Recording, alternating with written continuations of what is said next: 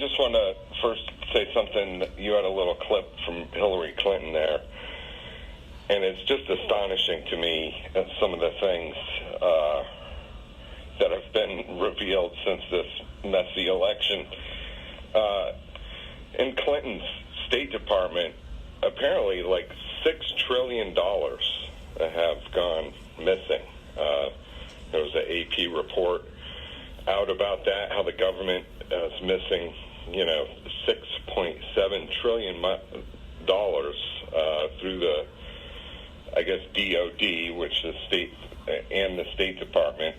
And what's kind of ironic about that is on September 10th, the day before 9/11, Donald Rumsfeld said that there was an enemy of the United States.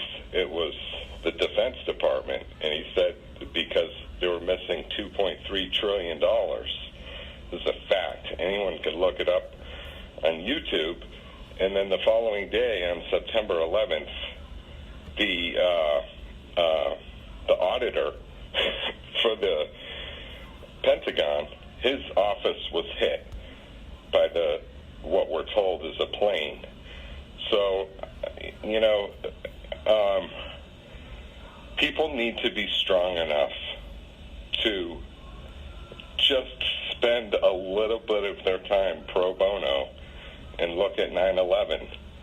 We were completely misled, and it's only been substantiated how misled we've been over time.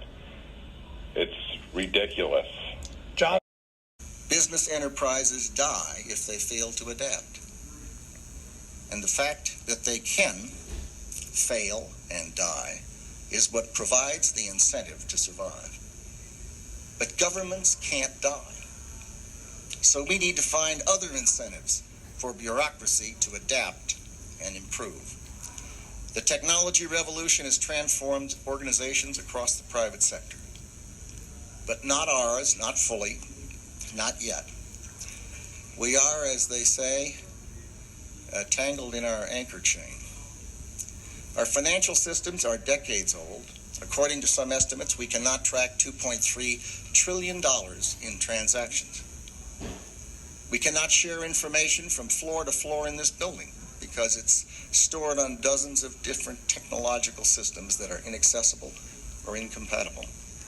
We maintain 20 to 25% more base infrastructure than we need to support our forces, at an annual waste to taxpayers of some $3 to $4 billion. Fully half of our resources go to infrastructure and overhead.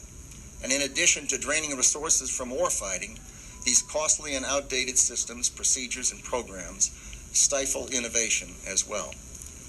A new idea must often survive the gauntlet of some 17 levels of bureaucracy to make it from a line officer's head to my desk.